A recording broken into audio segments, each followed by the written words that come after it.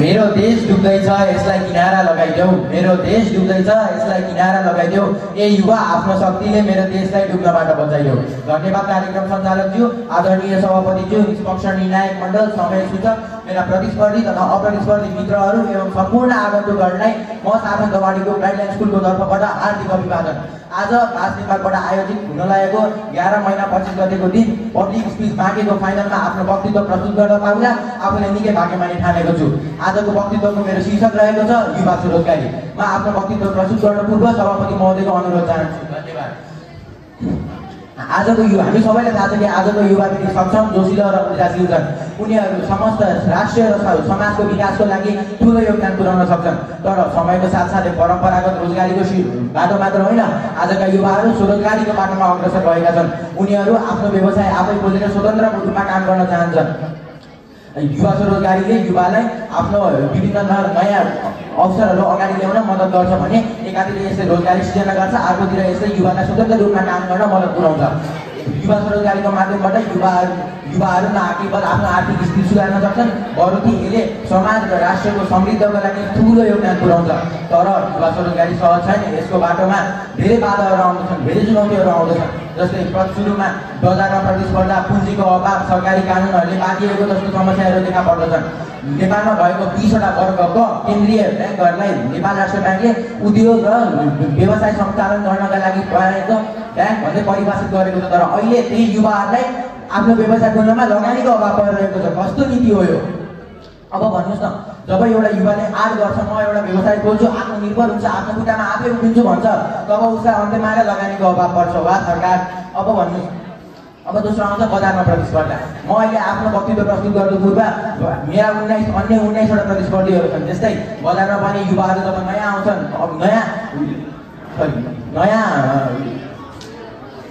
नयाँ अनुभवी प्रतिस्पर्धीहरूसित लडाइँ गरेर आफ्नो वक्तव्य प्रस्तुत गर्नुपर्छ अनि यो एकदमै कठिन काम हो। तर पनि युवाहरू हार नमानिकन आफ्नो खुट्टामा आफै खडा हुनको लागि सरकार, ब्याङ्क, राष्ट्र ब्याङ्क सबैले आफ्नो अनुरोध गर्ने आफ्नो खुट्टामा उभिनुपर्छ। यस्तै सरकार र समुदायहरूले पनि युवाहरूलाई आत्मनिर्भर बनाउन ठुलो योगदान दिन सक्छन्। जस्तै सरकारले आफ्नो युवाहरूलाई आफ्नो व्यवसाय गर्नका लागि नयाँ वातावरणहरू बनाइदिने, नयाँ नीतिहरू र राम्रो नीतिहरू बनाइदिने। यसै गरी समुदायले युवाहरूलाई प्रोत्साहित गर्ने, तिमीहरू गर्न सक्छौ, यदि युवाहरूले नगरे कसले गर्छ त भन्ने कुराहरू भन्यो भने युवाहरूलाई पनि प्रोत्साहन मिल्छ। म आफ्नो राष्ट्रको लागि केही गर्न सक्छु भन्ने कुरा मिल्छ। त्यसै त हुन्छ नि, जब तिनीहरूलाई प्रोत्साहन गर्नुहुन्छ अनि बल्ल उनीहरू राम्रो फल ल्याएर दिन्छन्। यसैको साथसाथै परम्परागत सिपहरूको पनि प्रयोग र प्राविधिक विकासको पनि प्रयोग एकदमै महत्त्वपूर्ण हुनेछ। अहिले डिजिटल प्रविधिको प्रयोगले कतिपय युवाले आफ्नो व्यवसाय सञ्चालन गरी आफै खुट्टामा उभिएका छन्। यस्तैको कुरा गर्दा हाम्रो दिमागमा सर्वप्रथम नामै 22 वर्षीय मार्क जकरबर्गको आउँछ। मार्क जकरबर्ग फेसबुकका सञ्चालक। 18 वर्षको उमेरमा उनले फेसबुकलाई बनाएको थियो। अहिले विश्वमा सबैभन्दा बढी प्रयोग हुने सामाजिक सञ्जाल बनेको छ। यसले करिब 50,000 भन्दा बढी व्यक्तिहरूलाई रोजगारी दिएको छ। त्यस्तै युवाहरूले पनि नेपालमा आफ्नो व्यवसायहरू सञ्चालन गर्न पाए भने यस्तै रोजगारी गरे पनि नेपालको व्यक्तिहरूलाई विदेश जानु पर्दैन। 2 रुपियाँ कमाउला देशमै कमाउला भन्ने नीति लगाएर देशमा बस्छ। तर नेपालको स्थिति अहिले यति कमजोर छ कि नेपालमा 1 रुपियाँ कमाउन सकिँदैन। त्यसैले व्यक्तिहरू नेपालमा बसेर 1 रुपियाँ कमाउनुभन्दा विदेशको खाडीमा गएर 45 डिग्रीमा काम गरेर 2 रुपियाँ कमाउनु भनेर राम्रो ठान्छन्। त्यसैले गर्दा सरकार, युवा सबैले एकजुट भएर युवाहरूलाई आत्मनिर्भर बनाउन मद्दत गर्नु पर्यो। नेपालमा धेरै क्षेत्रहरूमा युवाहरू आत्मनिर्भर हुन सक्छन्। जस्तै पहिलो आउँछ तपाईँको वन जङ्गल र औषधि। नेपालमा त्यो जङ्गलमा पाइने जडीबुटीहरू विश्वको अरू कुनै राष्ट्रमा पाइने। यदि युवाहरूले जङ्गल र व्यवसायहरू हेऱ्यो भने त्यसमा नयाँ व्यवसाय खोल्छन्। भारतबाट भित्रिरहेको अर्बौँको औषधिमा रोक लगाए उल्टै भारतमा पठाउन सक्छन् भने अर्को आउँछ जलविद्युत। हाम्रो नेपाल पानीको सन्दर्भमा विश्वको दोस्रो सबैभन्दा धनी देश हो। यदि युवाहरूले आफ्नो जलविद्युतको क्षेत्रमा आफ्नो व्यवसायहरू सञ्चालन गर्न सक्यो भने करिब 84,000 मेगावाटसम्म उत्पादन हुन्छ। तर विडम्बना एकदमै थोरै छ।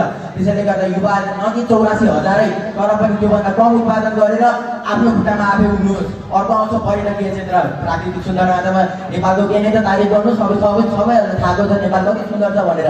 यदि युवाहरूले विदेशी पर्यटकहरूलाई राम्रो साधन सुविधाहरू दियो भने अझै आकर्षित हुनेछन्, अझै देशको विकास हुनेछ। मैले भनेको यी सबै कुरामा सर्वमहत्त्वपूर्ण कुरा आउँछ रोजगारी सृजना गर्छ। यसले व्यक्तिलाई विदेश जानबाट रोक्छ, देशमै खुट्टा उठाउँछ। युवाहरूले मैले भर्खरै भनेको कुराहरू राम्रोसित उठाइयो भने अनि यसमा अझै सरकारको पनि भूमिका आयो भने यस्तो राष्ट्रको विकास हुनेछ जसको सपना मैले देखेको छु, तपाईँले देख्नुभयो, समग्र नेपाली नागरिकले देखेको छ। यति भन्दै म यहाँबाट बिदा हुन चाहन्छु। जय युवा, जय देश।